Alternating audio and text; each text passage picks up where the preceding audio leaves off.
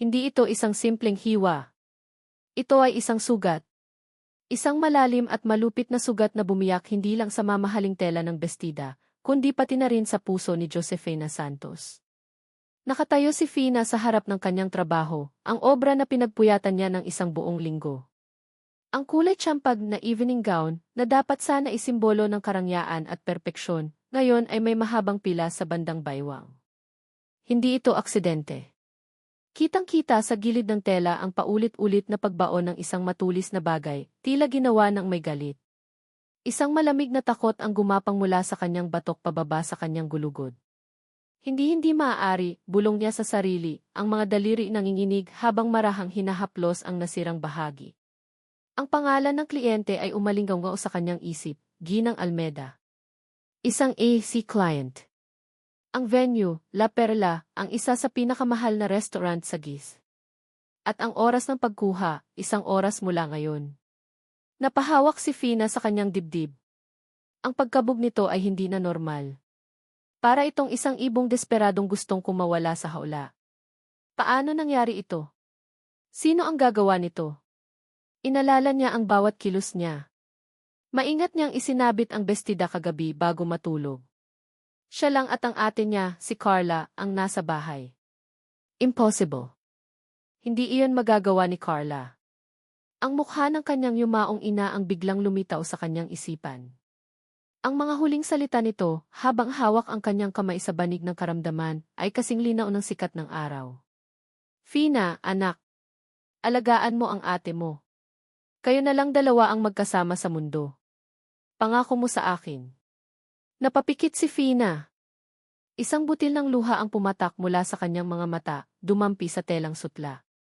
Ang pangakong iyon ay isang krus na buong puso niyang pinasan. Kaya imposible. Hindi niya kayang isipin na ang kapatid na ipinangako niyang aalagaan ang siyang wawasak sa kanyang pangarap. Wala nang oras para mag-isip. Wala nang oras para umiyak. Sa isang iglap, ang takot ay napalitan ng desperasyon. Kailangan niyang harapin ito. Kailangan niyang pumunta sa La Perla. Binalot niya ng buong ingat ang bestida, tila ba sa paggawa nito ay may milagrong magaganap at mabubuo itong muli. Bawat hakbang niya palabas ng bahay ay parang may pabigat na 1 tonelada. Ang ingay ng Quezon City sa umagang iyon ay tila isang malayong ugong lamang. Ang tanging naririnig niya ay ang mabilis na tibok ng kanyang puso at ang paulit-ulit na tanong, paano? Paano ko ito ayusin? Pagdating niya sa GIS, pakiramdam ni Fina ay isa siyang dayuhan sa ibang planeta. Ang matatayog na gusaling salamin ay tila nakatingin sa kanya nang may panghuhusga. Ang La Perla ay nakatayo sa gitna ng lahat, marangya at nakakatakot. Nanginginig ang kanyang mga tuhod habang tinatahak niya ang pasilyo na nalalatagan ng malambot na carpet. Ang bawat dekorasyon ay sumisigaw ng yaman. Inakay siya ng isang staff patungo sa isang pinto na may nakaukit na Harvey de la Vega, restaurant manager. Pagbukas ng pinto, isang malamig na hangin mula sa aircon ang sumalubong sa kanya. Sa loob, nakaupo sa isang malaking mesa si Ginang Almeda, na ang mukha ay kulubot na sa galit. At sa likod ng mesa, nakatayo ang isang lalaki. Matangkad, nakasuot ng isang perpektong plansadong suit, at may mga matang kasing lamig ng yelo. Siya si Harvey de la Vega.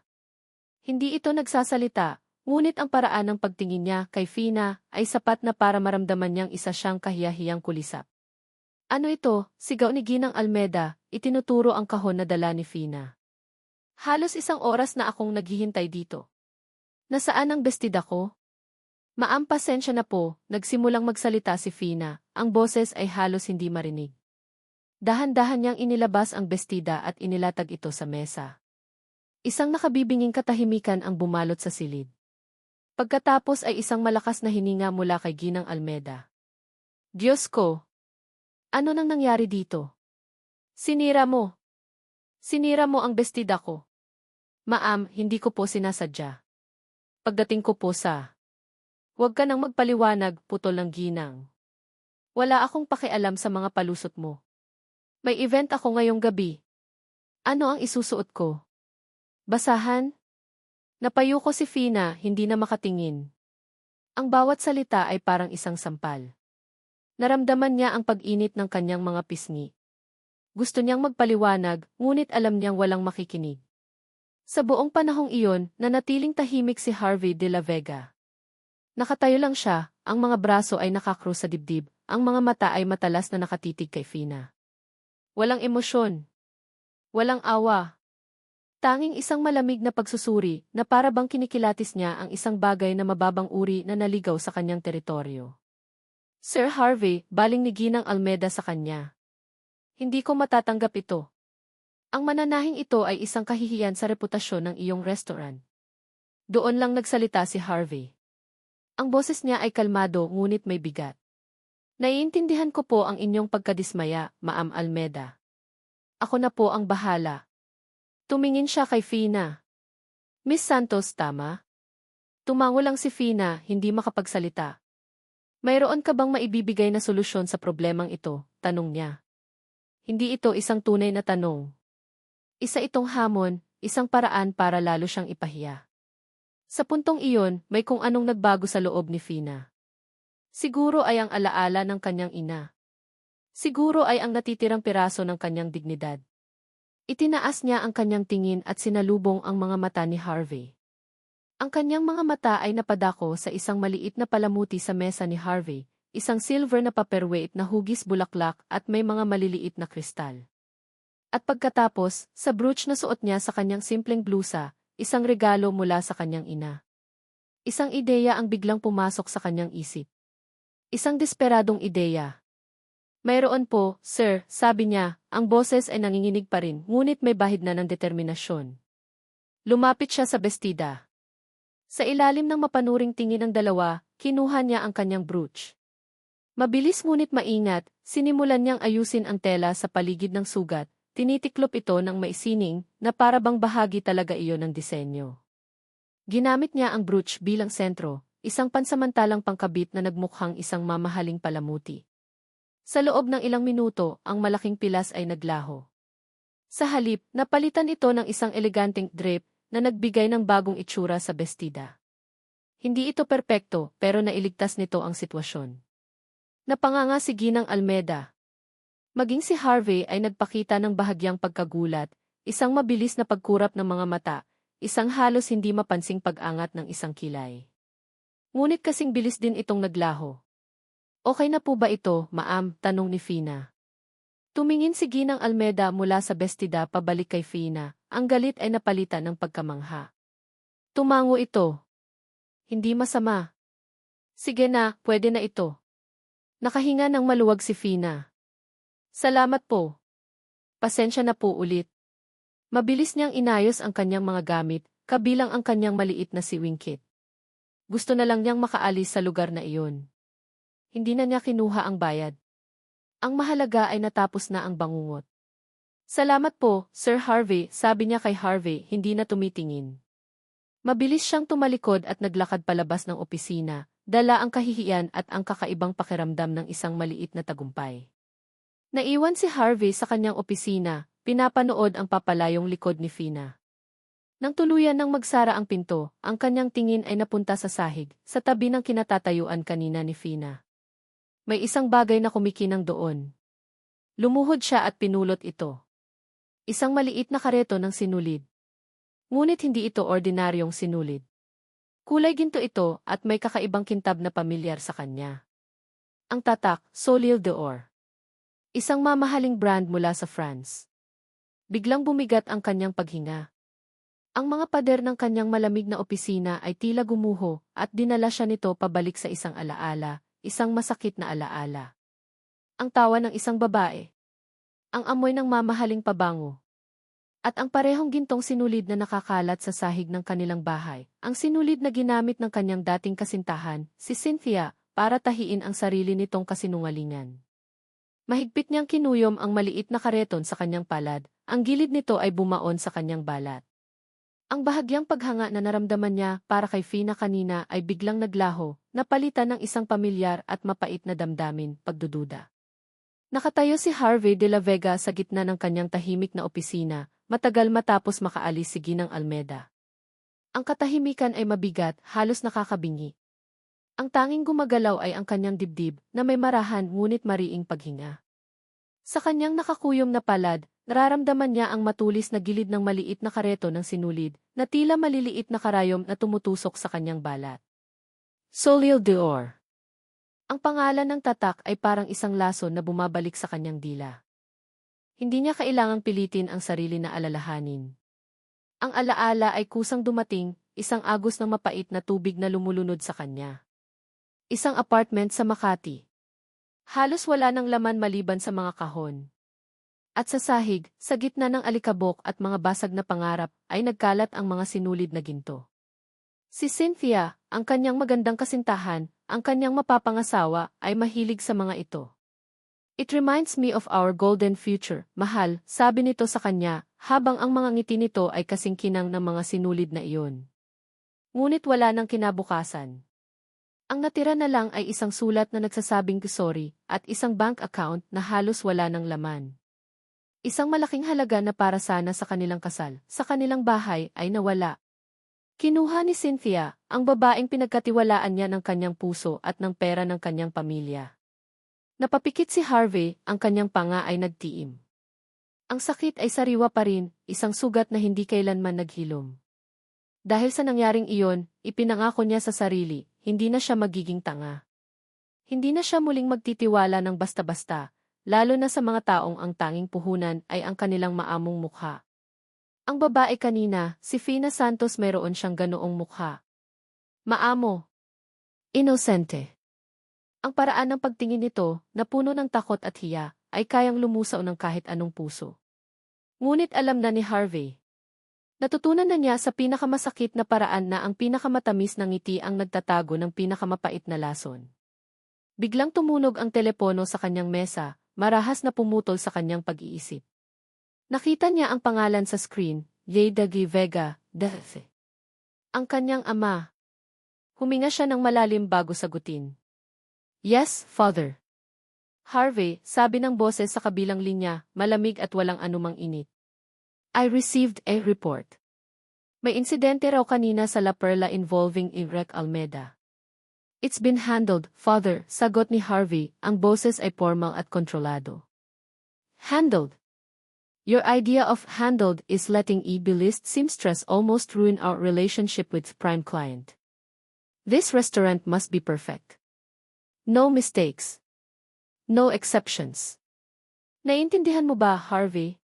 Ang pangalan ng pamilya ang nakataya dito. Yes, Father. I understand. Good. See to it that it doesn't happen again. Click. Ibinaba ni Harvey ang telepono. Ang bigat sa kanyang dibdib ay lalong tumindi. Perpekto. Iyon ang presyo ng pagiging isang De La Vega. Walang puwang para sa pagkakamali.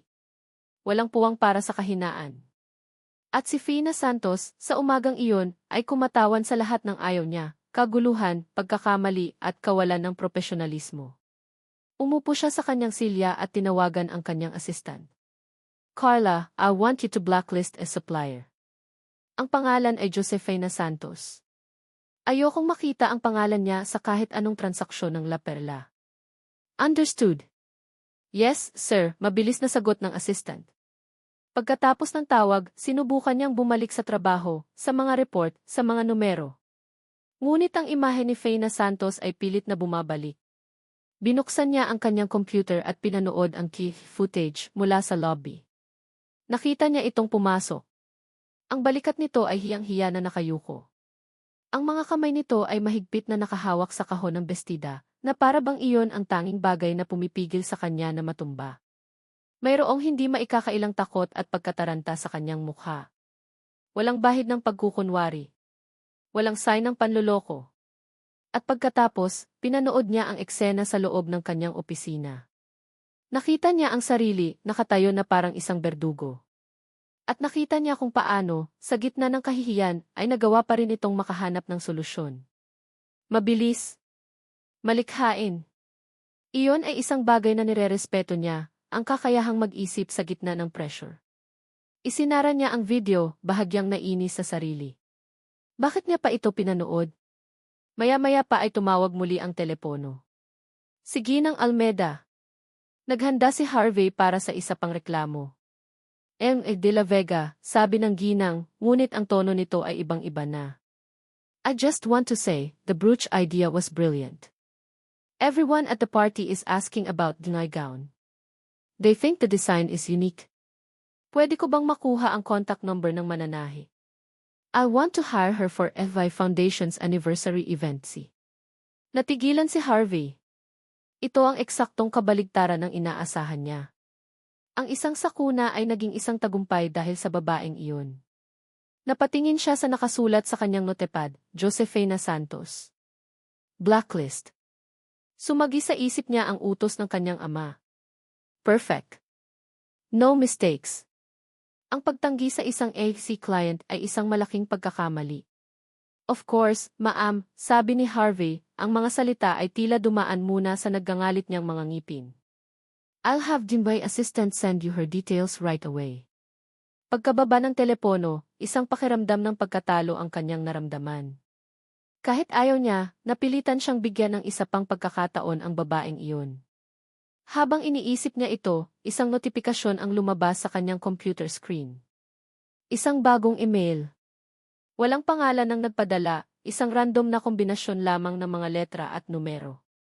Ngunit ang subject line ang kumuha ng kanyang atensyon. Hindi lahat ng mukhang anghel ay totoo. Kinabahan siya. Dahan-dahan niyang binuksan ang email. Sa loob nito ay wala ni isang salita.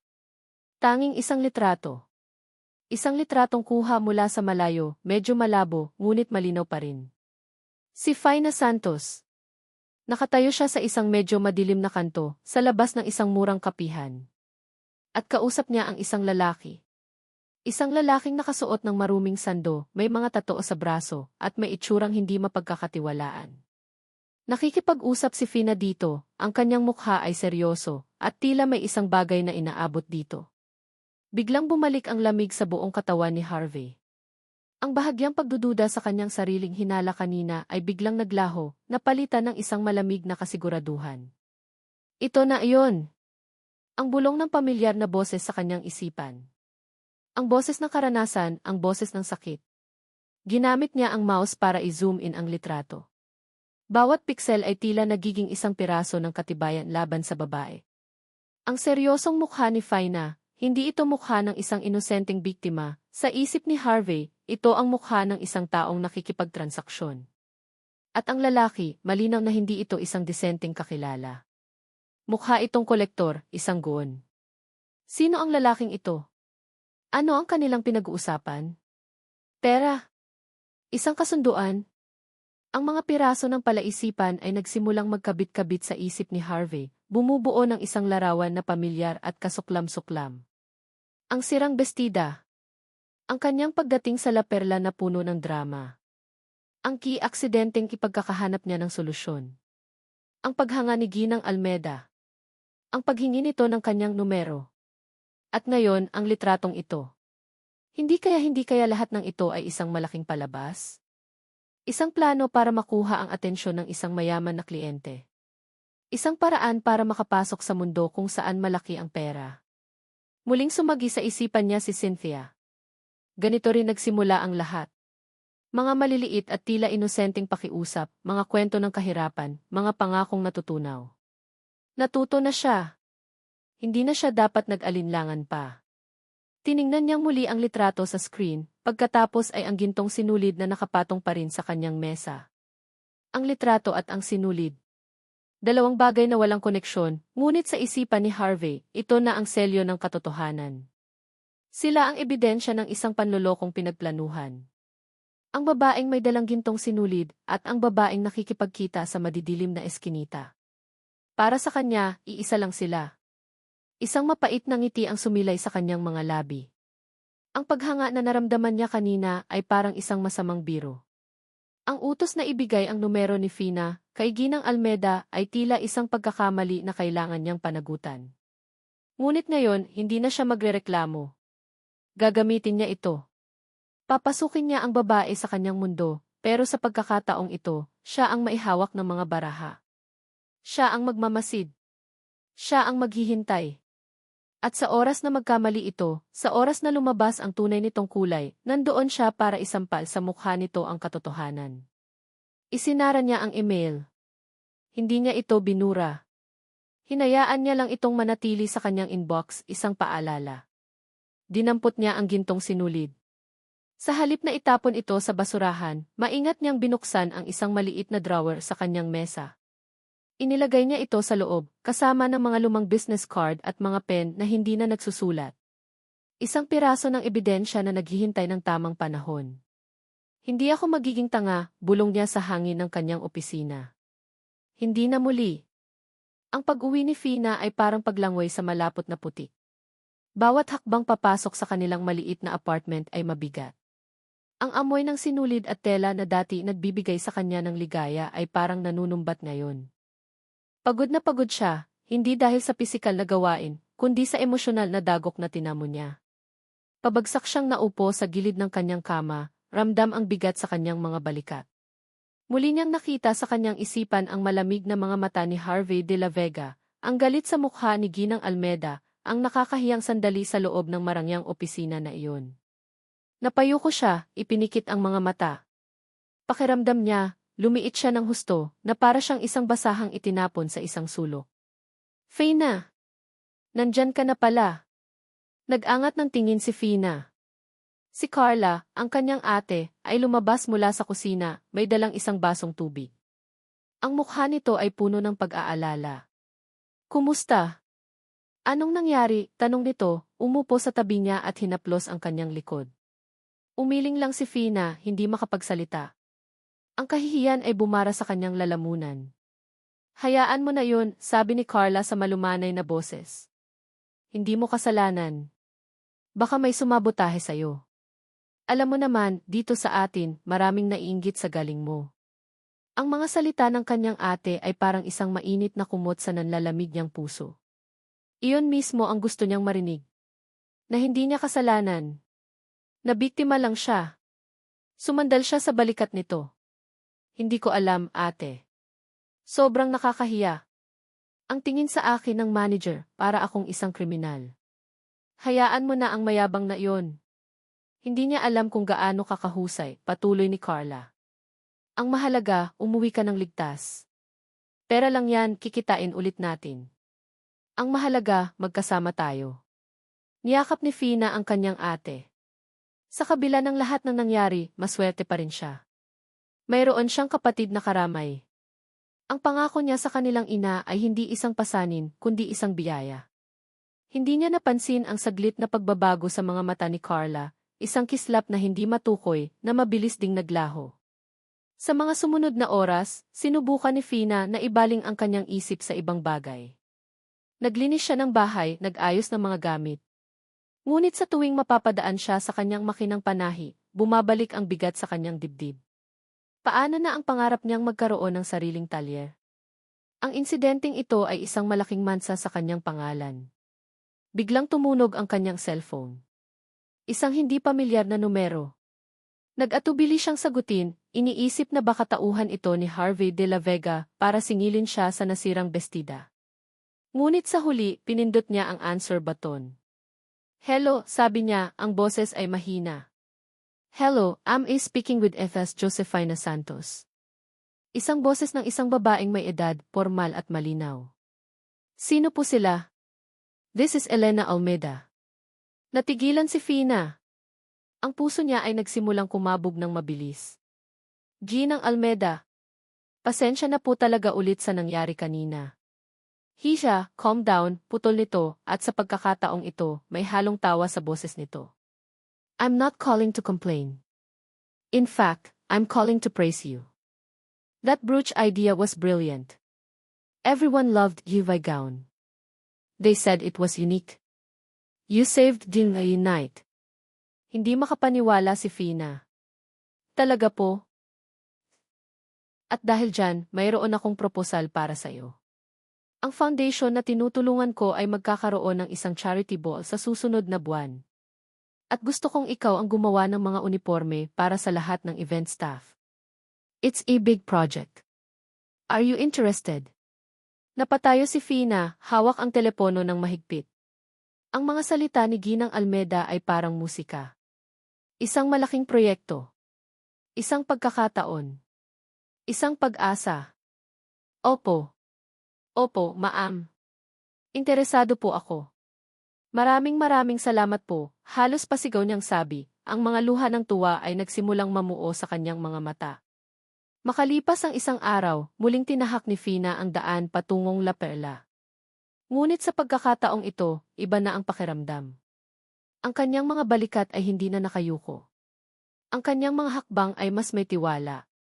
Hindi na siya isang mananahing nagkamali, kundi isang disenyador na may mahalagang appointment. Inakay siya ng staff sa parehong opisina. Pagpasok niya, nandoon na si Harvey de la Vega, nakaupo sa kanyang mesa, seryosong nakatingin sa mga papeles. Nag-angat ito ng tingin nang pumasok siya. "Good morning, sir," bati ni Fina, sinisikap na panatilihing kalmado ang kanyang boses. Tumango lang si Harvey. "Miss Santos, Rack Almeida informed me you will be taking measurements for the staff uniforms." Malamig pa rin ang kanyang boses, formal. Ngunit napansin ni Fina na wala na ang tingin ng pagkutya na nakita niya noon. Ang mga mata nito ngayon ay mas mapanuri, mas nagmamasid, na para bang sinusubukan siyang basahin. Inilatag ni Fina ang kanyang sketchbook sa isang maliit na mesa. "Yes, sir. Ito po ang ilang initial sketches ko." Lumapit si Harvey para tingnan. Habang nakayuko ito sa mesa, naamoy ni Fina ang banayad nitong pabango, isang mamahalin at malinis na amoy na naiiba sa lahat ng naamoy niya. Naramdaman niya ang bahagyang pag-init ng kanyang mga pisngi at pasimple siyang umatras ng kaunti. Habang nagpapaliwanag si Fina tungkol sa mga disenyo, kumuha si Harvey ng isang tasa ng kape. Ngunit sa pag-abot niya rito, aksidenteng nasagi ng kanyang siko ang tasa. Oops! Ang mainit na likido ay tumapon, kumalat sa puting papel ng kanyang sketchbook, at nilamon ang kanyang mga guhit. "Naku," sabay nilang sabi. Sa isang iglap, nawala ang pormalidad sa pagitan nila. Mabilis na kumuha si Harvey ng tissue at sinubukang punasan ang natapong kape, ngunit lalo lang itong kumalat. "Sorry, it's my fault," sabi ni Harvey, ang boses niya sa unang pagkakataon ay nagpakita ng kaunting pagkataranta. "Okay lang po, sir," sabi ni Fina, at kumuha na rin ng tissue para tumulong sa pagpupunas. Sa kanilang sabay na pagpunas, ang kanilang mga kamay ay nagdikit. Isang kuryente ang tila gumapang mula sa dulo ng mga daliri ni Fina paakyat sa kanyang braso. Napahinto siya. Napahinto rin si Harvey. Ang kanilang mga kamay ay nanatiling magkadikit sa ibabaw ng basang papel. Ang tanging maririnig sa loob ng silid ay ang mahinang ugong ng aircon at ang biglang paglakas ng tibok ng kanyang sariling puso. Itinaas niya ang kanyang tingin at nagtama ang kanilang mga mata. Sa malapitan, nakita niya na ang mga mata ni Harvey ay hindi lang basta malamig. Mayroon itong lalim, isang bakas ng kung anong emosyon na hindi niya mabasa.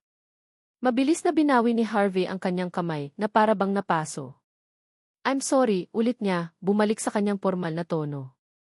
I'll just get more tissue." Tumango lang si Fina, hindi makapagsalita, habang pinapanood itong tumalikod. Hinawakan niya ang kanyang dibdib, sinusubukang pakalmahin ang nagwawala niyang puso.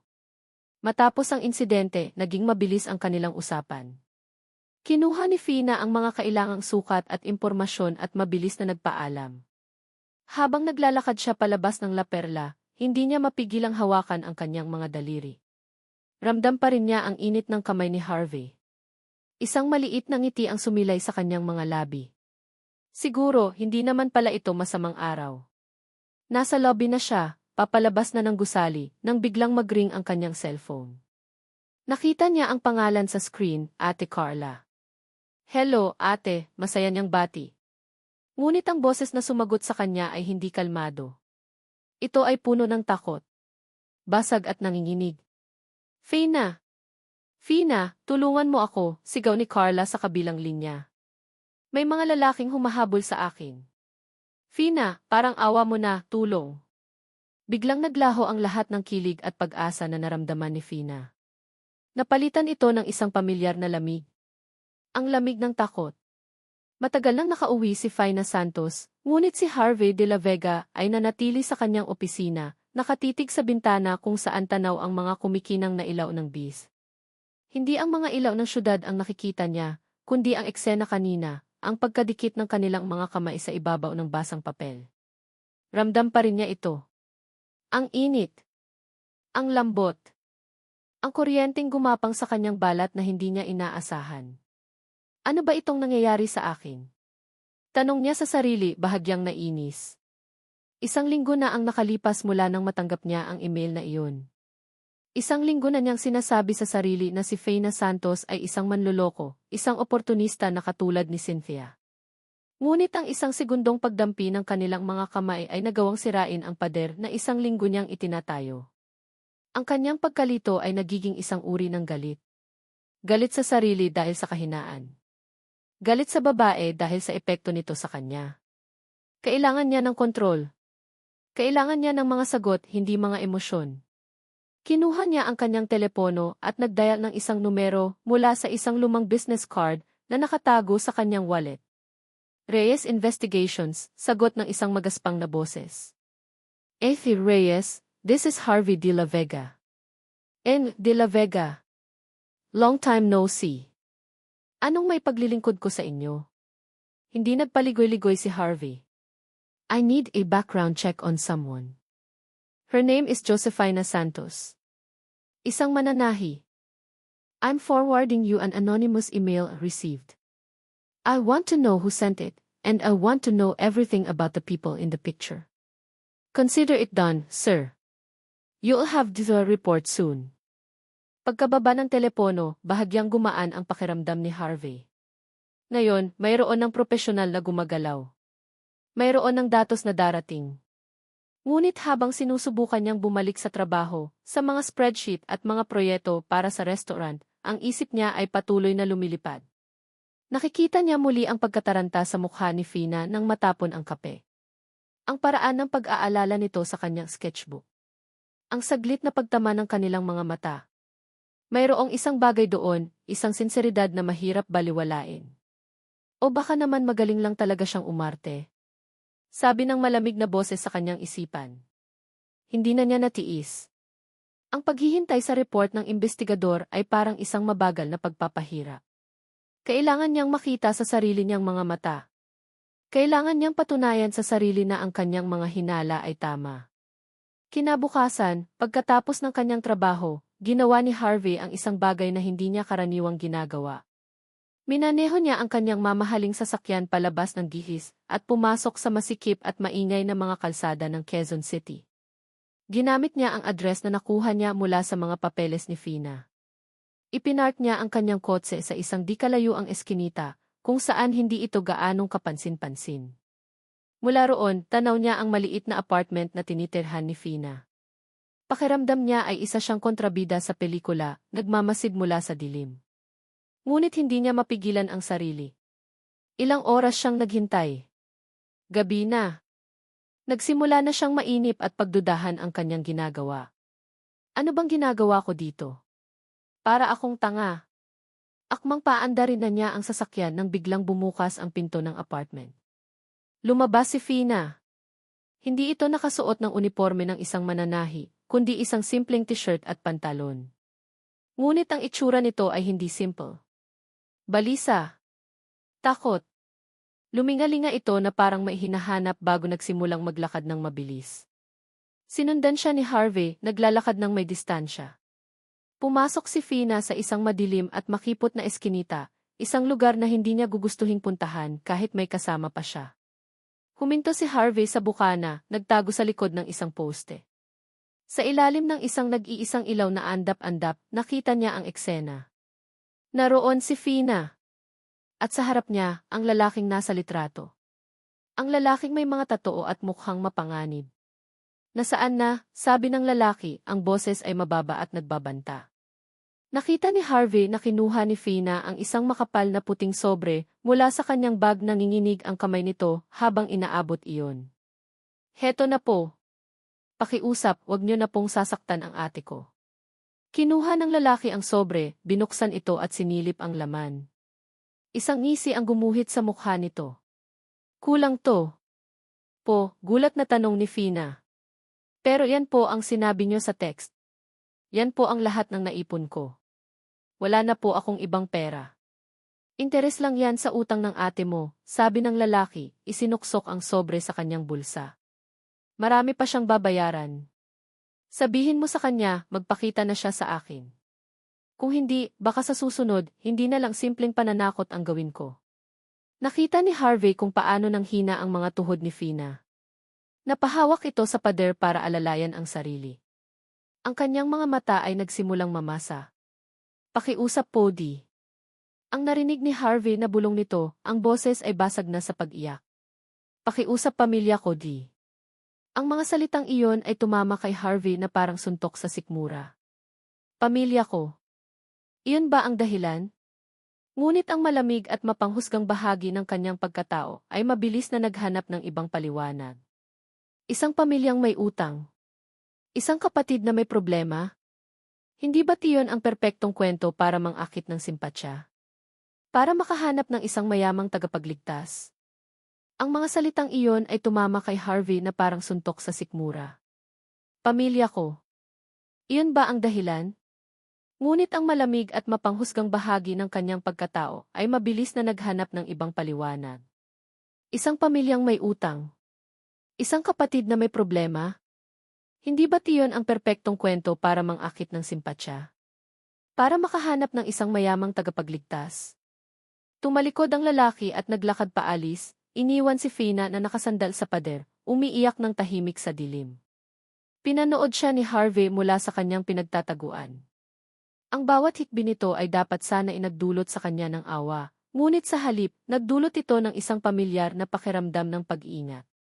Ang larawan ni Cynthia ay muling sumagi sa kanyang isipan, si Cynthia na umiiyak, nagmamakaawa, habang ikinukwento ang mga problema ng kanyang pamilya, mga problemang sa huli ay si Harvey ang nagbayad. Naramdaman ni Harvey ang pag-init ng kanyang mga pisngi, hindi dahil sa awa, kundi dahil sa galit. Galit dahil sa posibilidad na muli siyang napaglalaruan. Galit dahil sa sarili niyang pag-aalinlangan. Hindi niya kayang manatili roon. Hindi niya kayang makita ang mga luhang iyon dahil alam niyang sa isang saglit na kahinaan, baka maniwala siya. Baka mahulog siya sa parehong bitag. Tahimik siyang tumalikod at bumalik sa kanyang sasakyan. Bago niya paandarin ang makina, tumunog ang kanyang telepono. Si Henry Reyes, ang investigador. De la Vega, sabi nito sa kabilang linya. May initial report na ako para sa iyo. I'm listening, sagot ni Harvey, ang boses ay walang emosyon. Ang nagpadala ng email, hindi pa natin natutukoy. Gumamit ng public computer at disposable email address. Mahirap i-trace. Pero yung nasa litrato ni. Go on ni. Ang lalaki ay si Dante Buaya Ramos.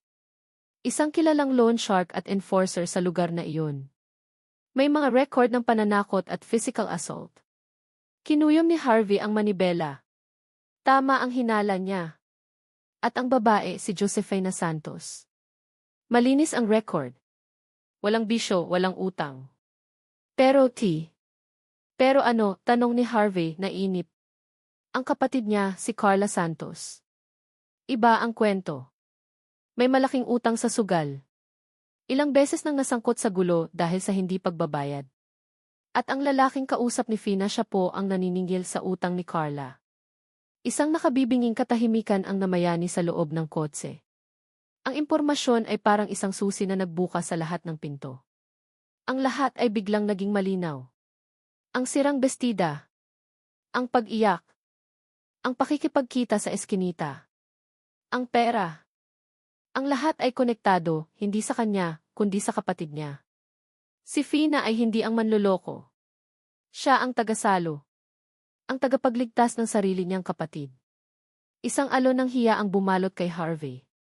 Ang lahat ng kanyang hinala, ang lahat ng kanyang panghusga, ay nakatutok sa maling tao. Inakusahan niya sa kanyang isipan ang isang babae na ang tanging kasalanan ay ang labis na pagmamahal sa kanyang pamilya. Muli siyang napatingin sa madilim na eskinita kung saan niya iniwan si Fina. Wala na ito roon. Umuwi na siguro, dala ang bigat ng problemang hindi naman sa kanya. Ano ang nagawa ko? Ang imahe ni Fina, hindi na nakakatulad ng kay Cynthia. Ito ay imahe ng isang babaeng nabibigatan, isang babaeng nagsasakripisyo. At siya, si Harvey de la Vega, sa kanyang tour ng kayamanan at pagdududa, ay hinusgahan ito ng walang basehan. Pinatakbo niya ang makina, ngunit sa halip na umuwi, nanatili siya roon ng ilang minuto, ang isip ay gulong-gulo. Ang pagkalito niya ay hindi na tungkol sa kung sino si Fina. Ang pagkalito niya ngayon ay tungkol sa sarili niya. Lumipas ang mga linggo. Ang bawat araw para kay Fina ay napuno ng trabaho. Ang proyekto para sa foundation ni Ginang Almeda ang naging kanlungan niya, isang mundong gawa sa tela, sinulid, at mga disenyo, kung saan pansamantala niyang nalilimutan ang mabigat na problema ng kanyang ate. Si Carla ay naging mas maingat at tahimik, ngunit alam ni Fina na ang banta ng mga nagpapautang ay nananatiling nakabitin sa kanilang ulunan na parang isang madilim na ulap. Sa kabila nito, ang bawat pagpunta ni Fina sa La Perla para sa mga fitting at konsultasyon ay nagdudulot ng kakaibang kaba sa kanyang dibdib. Napansin niya ang pagbabago kay Harvey de la Vega. Ang dating malamig na mga mata nito ay mayroon ng bahid ng init. Ang formal na pakikitungo ay napalitan na ng mga totoong ngiti, kahit na madalas ay saglit lamang. May mga pagkakataong nagdadala ito ng kape para sa kanya, o nagtatanong tungkol sa kanyang araw sa paraang lumalampas na sa propesyonal na ugnayan. Hindi alam ni Fina na ang bawat maliit na kilos na iyon ay paraan ni Harvey para labanan ang sarili niyang konsensya.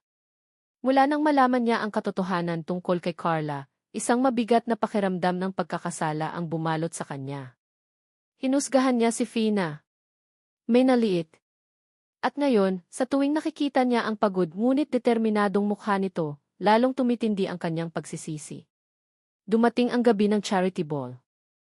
Ang grand ballroom ng isang 5-star hotel ay napuno ng mga mayayamang bisita, kumikinang sa kanilang mga alahas at mamahaling kasuotan. Ngunit para sa marami, ang tunay na agaw-pansin ay ang mga staff ng event, ang kanilang mga uniforme, simple ngunit eleganteng mga bestida para sa mga babae at matitingkad na vest para sa mga lalaki, ay gawa sa isang kakaibang tela na bahagyang kumikinang sa ilalim ng mga ilaw. Lahat ay nagtatanong kung sino ang gumawa. Si Fina ay naroon, nakatayo sa isang sulok, hindi bilang isang bisita, kundi bilang bahagi ng technical team, para siguraduhing walang magiging problema sa mga kasuotan. Suot niya ang isang simpleng itim na bestida na siya rin ang gumawa, isang disenyo na nagpapakita ng kanyang kahusayan ng hindi magarbo. Mula sa kabilang dulo ng ballroom, nakita siya ni Harvey. Hindi ito nakatingin sa mga senador o mga tsiyi na naroroon. Ang kanyang mga mata ay nakatuon lamang sa babaeng tahimik na nakatayo sa sulok, na tila kontento ng pagmasdan ang bunga ng kanyang pinaghirapan. Sa gabing iyon, sa paningin ni Harvey, si Fina ang pinakamagandang babae sa buong silid. Nilapitan niya ito. "Good evening, Miss Santos." Nagulat si Fina nang makita si Harvey sa kanyang tabi, suot ang isang perpektong tuksedo. "Sir Harvey." "Good evening po. The uniforms are a success. Everyone's talking about them," sabi ni Harvey, ang kanyang mga mata ay hindi nagsisinungaling. "You did an amazing job." Isang mainit na pakiramdam ang gumapang sa puso ni Fina. "Salamat po, sir." "Harvey." "Just call me Harvey," sabi nito, isang banayad na ngiti ang sumilay sa kanyang mga labi. "And I think it's time I apologize properly." Naguluhan si Fina. "Para saan po?" "For how I treated you on our first meeting. I was unprofessional. Judgmental." Tumingin siya sa mga mata ni Fina. "I was wrong. I'm sorry, Fina." Ang pagbigkas niya sa kanyang pangalan, Fina, hindi Miss Santos, at ang sinseridad sa kanyang boses ay nagpatigil sa mundo ni Fina. Natulala siya, hindi alam ang sasabihin. Sa sandaling iyon, isang malamyos na tugtog ang nagsimula. Isang waltz. Nakita ni Harvey ang pagkakataon. Tanong niya, inilahad ang kanyang kamay. As part of his apology. Ang puso ni Fina ay kumabog ng napakabilis na parabang sasabog ito. Isang sayaw. Kasama si Harvey de la Vega. Tumingin siya sa kamay nitong nakalahad, pagkatapos ay sa mukha nito na naghihintay. Dahan-dahan, itinaas niya ang kanyang nanginginig na kamay at ipinatong ito sa palad ni Harvey. Dinala siya ni Harvey sa gitna ng dance floor. Ang isang kamay nito ay marahang humawak sa kanyang baywang, habang ang isa ay mahigpit na nakahawak sa kanyang kamay. Sa simula, ang mga paa ni Fina ay parang may sariling isip, naninigas at nagkakamali. Just follow me, bulong ni Harvey malapit sa kanyang tainga. Ang mainit na hininga nito ay nagdulot ng pangingilabot sa kanyang bato. Ipinikit ni Fina ang kanyang mga mata at nagtiwala. Hinayaan niyang dalhin siya ng tugtog at ng mga hakbang ni Harvey. At sa isang iglap, sila ay naging isa sa musika. Ang kanilang mga katawan ay gumagalaw ng may perpektong harmonya, na para bang sila ay matagal nang nagsasayaw na magkasama. Ang mga tao sa paligid, ang mga ilaw, ang ingay, lahat ay naglaho. Ang tanging naroon ay sila lang dalawa sa kanilang sariling munting mundo. Itinaas niya ang kanyang tingin at sinalubong ang mga mata ni Harvey. Wala na ang lamig. Wala na ang panghusga. Ang nakikita niya na lang ay isang purong paghanga. You are full of surprises, Fina Santos, sabi ni Harvey, ang boses ay mababa at puno ng emosyon. Nang matapos ang kanta, hindi kaagad bumitaw si Harvey. Nanatili silang nakatayo sa gitna ng dance floor, magkahawak pa rin, ang mga mata ay nakatitig sa isa't isa. Dahil gabi iyon ng foundation, nag-insister si Harvey na ihatid si Fina pauwi. Sa loob ng kanyang mamahaling sasakyan, isang komportableng katahimikan ang namayani. Hindi ito ang awkward na katahimikan ng mga estranghero, kundi ang katahimikan ng dalawang taong nagsisimula ng magkaintindihan. Huminto ang sasakyan sa tapat ng apartment ni Fina. Salamat sa gabi na to, Harvey, sabi ni Fina, ang kanyang boses ay mahina. No thank you, Fina, sagot ni Harvey.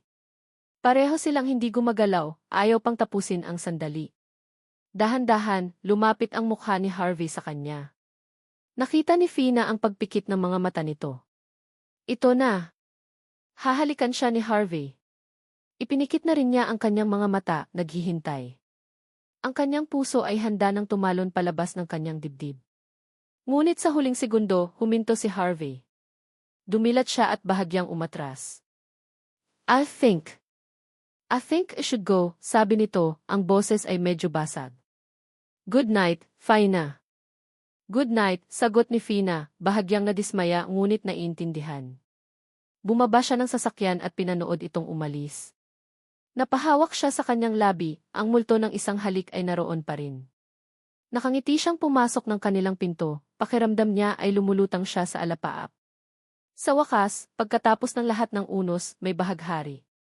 Ngunit pagbukas niya ng pinto, ang kanyang ngiti ay biglang naglaho. Nakaupo sa dilim si Carla, naghihintay. At nang mag-angat ito ng tingin, ang mga mata nito ay hindi nagpapakita ng tuwa para sa kanya. Ang mga iyon ay malamig, matalas, at puno ng isang bagay na kamukha ng inggit. Masaya ka na, tanong ni Carla, ang boses ay walang anumang emosyon.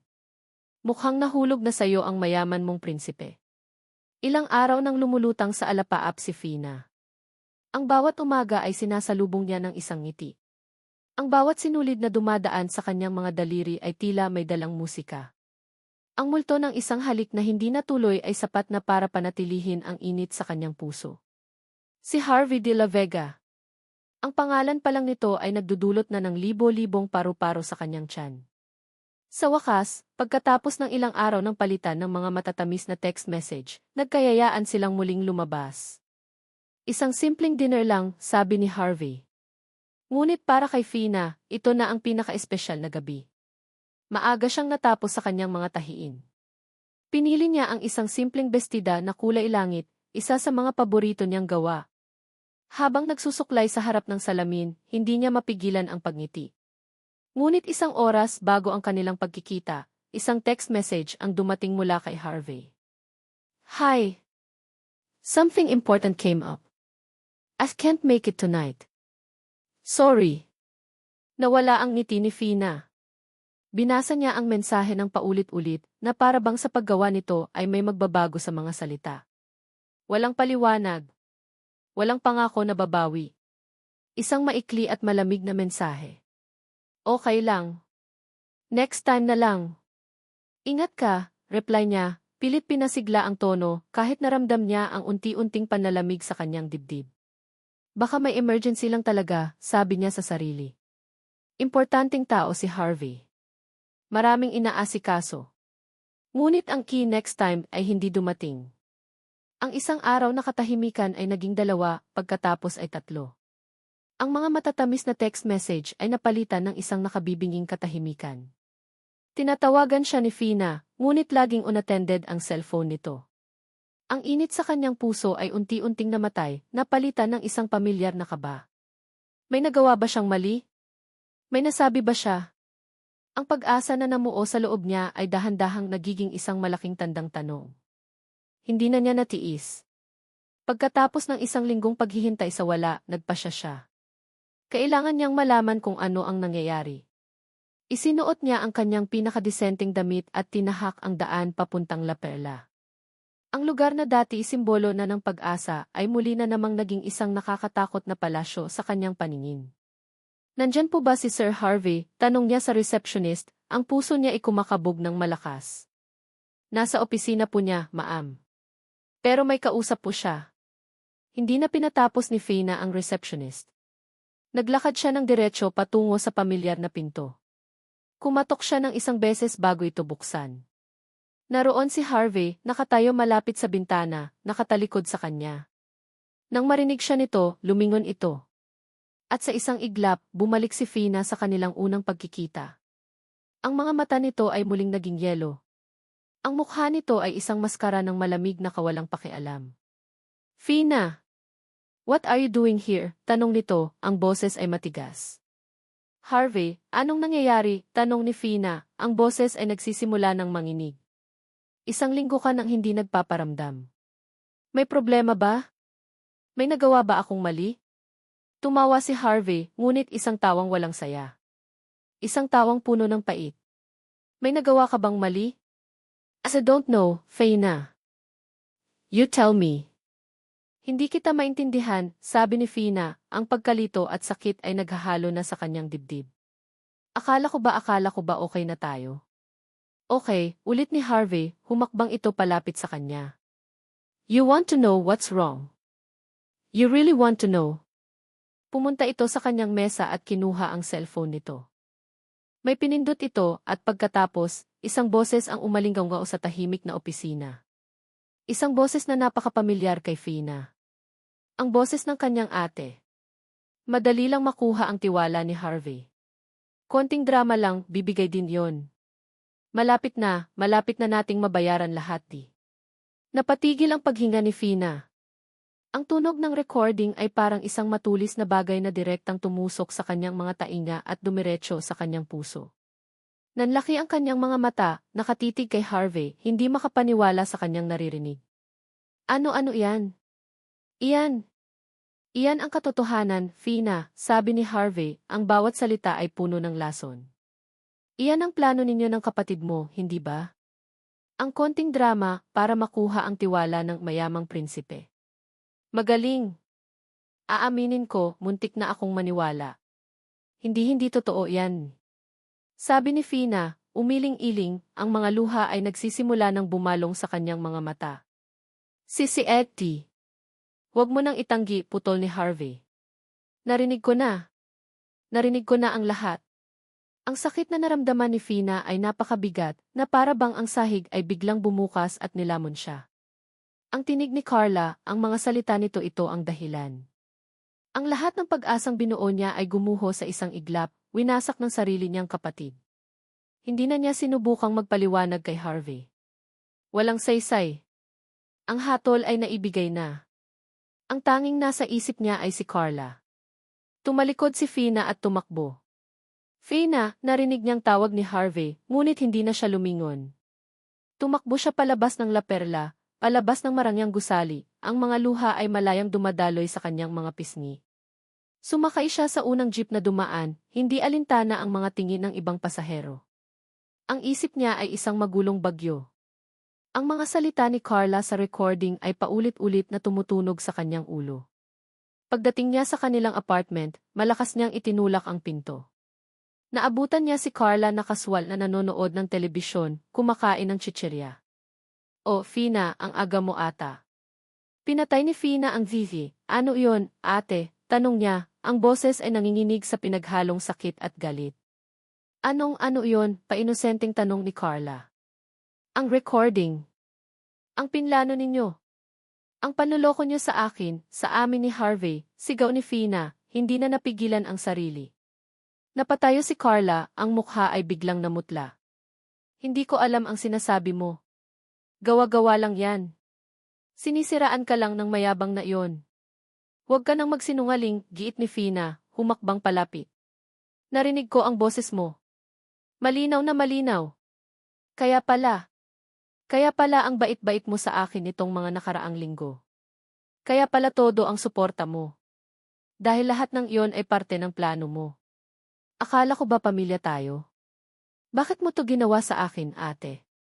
Nawala ang pagkukunwari sa mukha ni Carla. Napalitan ito ng isang madilim na ekspresyon.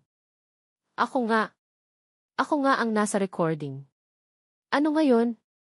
Lalong nadurog ang puso ni Fina.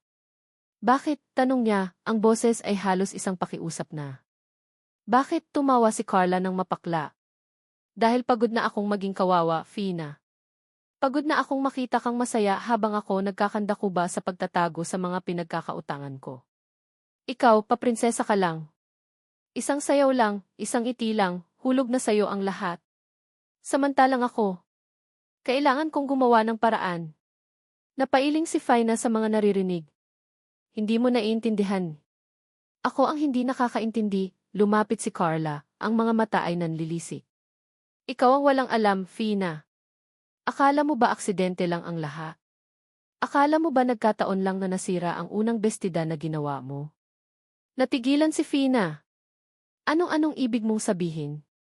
Isang masamang ngiti ang sumilay sa labi ni Carla. Ako ang sumira ng bestida ni Ginang Almeda. Ang pag-amin na iyon ay higit pa sa isang sampal. Ito ay isang saksak. Isang malalim na saksak sa puso ni Fina na umabot hanggang sa kanyang kaluluwa. Ang simula. Ang pinakaugat ng lahat ng kanyang kahihiyan at sakit ay kagagawa ng sarili niyang kapatid. Napaatras si Fina, napahawak sa kanyang dibdib, hindi na makahinga. Ang lahat ng lakas sa kanyang katawan ay biglang nawala. Nang makita ni Carla ang epekto ng kanyang mga salita, ang galit nito ay biglang napalitan ng takot. Nagsimula itong umiyak, lumuhod sa harap ni Fina, at niyakap ang kanyang mga binti. Fina, patawarin mo ako. Hindi ko sinasadya. Desperado lang ako, humagulgol ito. Fina, parang awa mo na, huwag mong sasabihin kay Harvey. Parang awa mo na. Kapag nalaman niya ang lahat, ipapakulong niya ako. Fina, isipin mo si Mama. Pamilya tayo, di ba? Nakatayo si Fina, naninigas, hindi makagalaw. Tinitingnan niya ang kanyang kapatid na nakaluhod at nagmamakaawa sa kanyang paanan, gamit ang kanilang pamilya, ang pangako niya sa kanilang ina, bilang isang panangga. At si Fina ay naiwan sa isang imposibleng sitwasyon, sa gitna ng mga guho ng kanyang nawasak na puso. Umupo si Harvey sa isang madilim na sulok ng isang mamahaling bar, ang klase ng lugar na pinupuntahan ng mga taong gustong magtago o maglimot. Pangatlong baso na niya ito ng whiskey, ngunit ang tapang ng alak ay hindi sapat para patayin ang apoy ng galit at pait sa kanyang dibdib.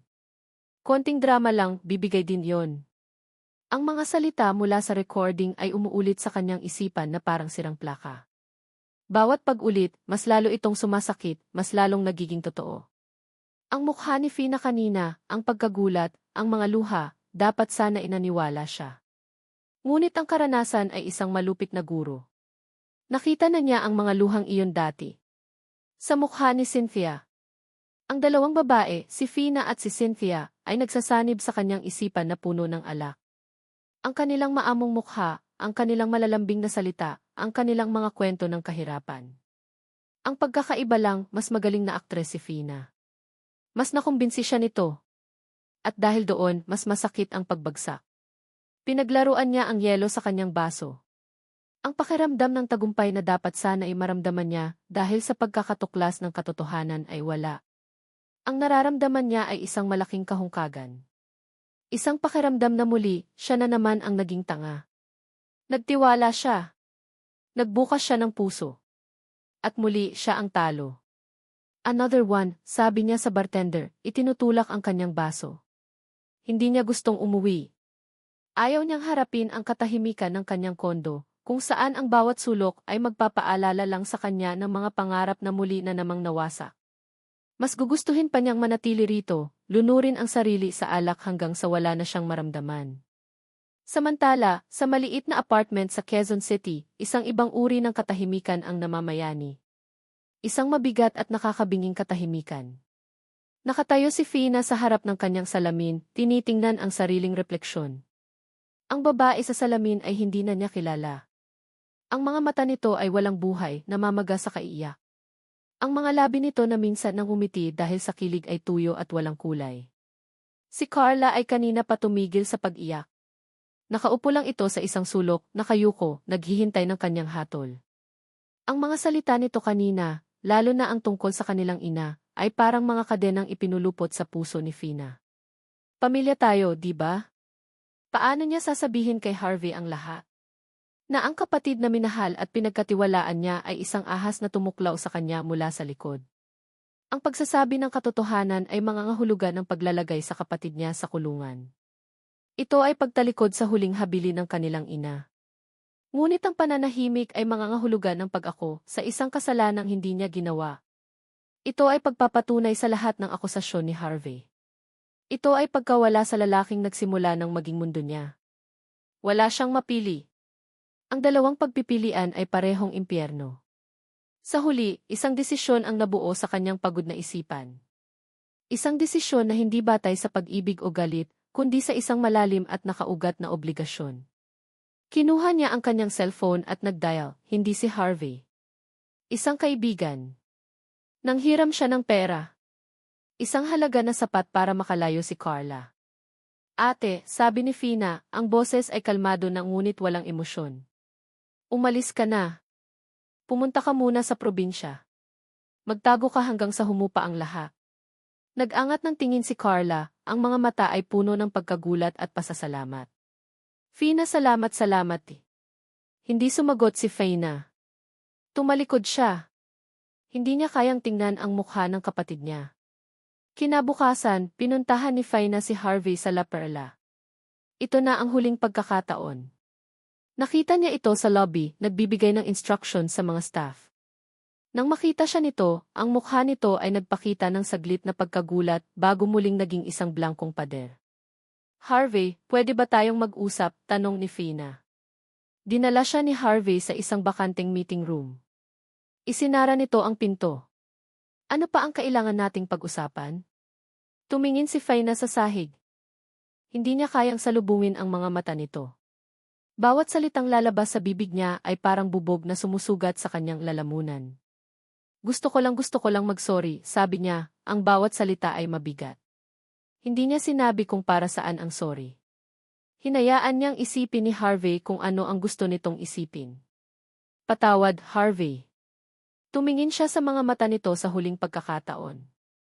Siguro hindi talaga tayo para sa isa't isa. Isang tawang mapakla ang kumawala sa mga labi ni Harvey. Ang sakit sa mga mata nito ay hindi maitago. Para sa isa't isa? Palagay ko nga. Salamat sa pagpapakita sa akin kung sino ka talaga. Ang mga salitang iyon ay ang huling patak na umapaw sa baso. Ang huling saksak sa kanyang nagdurugong puso. Tumango si Fina. Paalam, Harvey. Tumalikod siya at naglakad palayo, hindi na lumingon. Bawat hakbang ay isang pagpapako. Nang makalabas siya ng restaurant, doon lang niya hinayaang bumagsak ang mga luha na kanina pa niya pinipigilan. Tapos na. Nawala na ang lahat. Bumalik si Harvey sa kanyang opisina, sinuntok ang pader sa sobrang galit at frustrasyon. Sinungaling! Sigaw ng isip niya. Umamin siya. Hindi man direkta, pero ang paghingi niya ng tawad ay isang pag-amin. Ang bahagyang pag-asa na baka nagkamali siya, na baka may ibang paliwanag, ay tuluyan ng namatay. Si Fina mismo ang pumatay nito. Gabi na nang umuwi si Fina sa kanilang apartment, ang katawan at kaluluwa ay pagod na pagod. Inaasahan niyang dadatnan si Carla na nag-impact, ngunit ang nadatnan niya ay isang bagay na mas masakit pa. Ang apartment ay halos walang laman. Ang mga damit ni Carla ay wala na. Ang telebisyon ay wala na. Ang mga gamit sa kusina ay wala na. At sa ibabaw ng kanyang makinang panahi, ang tanging bagay na hindi ginalaw ay isang sobre. Binuksan ito ni Fina. Sa loob ay isang maikling sulat. Fina, patawad. Gagamitin ko ang perang ito para magsimula ulit. Babayaran din kita balang araw. Carla. Nabitawan ni Fina ang sulat. Tumingin siya sa paligid. Binuksan niya ang aparador kung saan niya itinatago ang lahat ng kanyang ipon, ang perang pinaghirapan niya mula sa foundation, ang perang nakalaan para sa pangarap niyang maliit na talyer. Wala na. Ang sobre ay walang laman. Kinuha ni Carla ang lahat. Napasalampak si Fina sa sahig, sa gitna ng kahungkagan. Nawala na ang lalaking minamahal niya. Nawala na ang kapatid na pinagkatiwalaan niya. At ngayon, nawala na rin ang pangarap na pinaghirapan niya. Wala nang natira. Sa loob ng 3 araw, ang mundo ni Fina ay lumiit hanggang sa magkasya na lang sa 4 na sulok ng kanyang nilimas na apartment. Hindi siya kumain. Hindi siya natulog. Nakaupo lang siya sa sahig, nakatingin sa kawalan, habang ang mga multo ng nakaraan, ang tawa ni Harvey, ang pagtataksil ni Carla, ang nawalang pera, ay paulit-ulit na sumasayaw sa kanyang isipan. Ang sakit ay hindi na matulis, ito ay naging isang manhid at mabigat na kumot na bumabalot sa buong niyang pagkatao. Ang bawat tunog mula sa labas, ang bawat sinag ng araw na tumatago sa bintana, ay tila isang pang-insulto. Paano nagpapatuloy ang mundo kung ang sa kanya ay huminto na? Sa ika-4 na araw, nagring ang kanyang cellphone. Hindi niya ito pinansin. Ngunit patuloy ito sa pagtunog, paulit-ulit, na para bang isang desperadong pagkatok sa pinto ng kanyang bilangguan. Sa wakas, sa sobrang inis, sinagot niya ito nang hindi tinitingnan kung sino ang tumatawag. Hello, sabi niya, ang boses ay tuyo at walang buhay. Fina. Hija, ikaw ba yan? Ang boses sa kabilang linya ay pamilyar. Si Ginang Almeda. Ayos ka lang ba? Ilang araw na kitang tinatawagan. May ipapagawa sana akong isang personal na bestida, pero hindi kita makontak. Napapikit si Fina. Ang boses ni Ginang Almeda ay isang paalala ng isang mundong dati niyang ginagalawan, isang mundo ng mga disenyo, tela, at pangarap. Isang mundong tila 1,000 taon na ang layo. Pasensya na po, ma'am, sabi ni Fina. Medyo hindi po maganda ang pakiramdam ko. Ganoon ba? May sakit ka ba? May pag-aalala sa boses ng ginang. Narinig ko rin pala ang nangyari. Nakakalungkot. Nag-resign na raw si Ginith de la Vega sa La Perla. Natigilan si Fina. Oh. Nag-resign? Hija. Noong isang araw lang. Biglaan niya, walang nakakaalam kung bakit. Sayang, napakagaling pa naman niyang manager. Ang balitang iyon ay parang isang bato na ibinagsak sa isang tahimik na lawa. Nag-resign si Harvey. Bakit? Dahil ba sa kanya? Ang kaalamang iyon, sa halip na magdulot ng kasiyahan, ay nagdulot lang ng panibagong bigat sa kanyang dibdib. Pati ang buhay nito ay nagulo niya. Hiza, ayos ka lang ba talaga? Ulit ni Ginang Almeda. Oo po, pagsisinungaling ni Fina. Pagkatapos ng tawag, dahan-dahang tumayo si Fina. Ang kanyang mga binti ay nanghihina, ngunit may isang bagay sa loob niya na nagsimulang gumalaw. Ang balita tungkol kay Harvey, ang alok na trabaho mula kay Ginang Almeda, ang mga ito ay mga sinulid na humihila sa kanya pabalik sa mundo ng mga buhay. Naglakad siya patungo sa kanyang makinang panahi, ang nag-iisang piraso ng muebles na iniwan ni Carla. Hinaplos niya ang malamig na metal nito. Ito ang huling alaala ng kanyang ina. Ito ang saksi sa lahat ng kanyang pangarap at pagkabigo. Ito ang tanging bagay na hindi kinuha sa kanya. Tumingin siya sa kanyang refleksyon sa madilim na screen ng kanyang cellphone. Nakita niya ang isang babaeng pagod, sugatan at wasak. Ngunit sa likod ng lahat ng iyon, nakita niya ang isang kislap. Isang maliit na kislap ng pagtutol. Hindi ako magpapatalo, bulong niya sa sarili. Hindi dito nagtatapos ang lahat. Pinagkatiwalaan niya ang kanyang kapatid at sinaktan siya nito. Minahal niya ang isang lalaki at tinalikuran siya nito. Ngayon, wala na siyang ibang kakapitan kundi ang sarili niya. At sa kauna-unahang pagkakataon, naramdaman niya na sapat na iyon. Ang mga sumunod na araw ay isang mabagal ngunit tiyak na pagbangon. Sinimulan niya sa maliliit na bagay. Naglinis siya ng apartment, tinapon ang lahat ng basurang nagpapaalala sa nakaraan. Tinawagan niya ang may-ari ng apartment at nakiusap na hulugan na lang ang bayad. Pagkatapos, tinawagan niya si Ginang Almeda. Ma'am, tatanggapin ko po ang paggawa ng bestida niyo. Gamit ang konting perang natira sa kanyang wallet, bumili siya ng tela. Muli siyang umupo sa harap ng kanyang makinang panahi. Sa una, ang kanyang mga kamay ay nanginginig. Ang bawat tahi ay parang isang mabigat na gawain. Ngunit habang tumatagal, ang pamilyar na tunog ng makina ay naging isang uri ng pampakalma. Ang paggalaw ng karayom, ang pagkakabuo ng tela, ay naging isang uri ng therapy. Hindi na siya nananahi para sa pera o para sa pangarap. Nanahi siya para mabuhay. Para patunayan sa sarili na kaya pa niyang lumikha ng isang bagay na maganda mula sa mga piraso ng tela, tulad ng paglikha ng isang bagong buhay mula sa mga piraso ng kanyang nawasak na puso. Isang hapon, habang nagpapahinga siya mula sa pananahi, muli siyang dinalaw ni Ginang Almeda, hindi para kuhanin ang bestida, kundi para kumustahin siya. Nagulat ito sa itsura ng apartment. Diyos ko, Fina, anong nangyari dito? Sa pagkakataong iyon, hindi na napigilan ni Fina. Ikinuwento niya ang lahat. Hindi ang buong detalye tungkol kay Harvey, kundi ang tungkol sa pagtataksil ni Carla, ang pagnanakaw nito sa lahat ng kanyang ipon. Habang nagkukwento, wala ng luha. Tanging isang pagod ngunit matatag na pagtanggap sa katotohanan. Umiling si Ginang Almeda, puno ng awa at paghanga. Napakalakas mong babae, Fina. Hinawakan nito ang kanyang mga kamay. Hiza, sa tingin ko, hindi sapat na hayaan mo na lang na makatakas ang ate mo. Kailangan niyang harapin ang kanyang mga ginawa. Hindi para sa paghihiganti, kundi para sa katarungan. Para sa'yo. Wala na po akong magagawa, ma'am. Hindi ko po alam kung nasaan siya, sabi ni Fina. Isang maalalahaning ngiti ang lumitaw sa mukha ng ginang. Iha, may kilala akong investigador. Napakagaling. Baka matulungan kanyang hanapin ang ate mo at ang katotohanan. Natigilan si Fina. Ang katotohanan.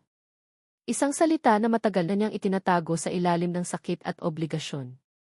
Handa na ba siyang harapin ito? Handa na ba siyang malaman ang lahat, kahit gaano pa ito kasakit? Tumingin siya sa kanyang makinang panahi, sa bestidang unti-unti niyang binubuo. Handa na siya.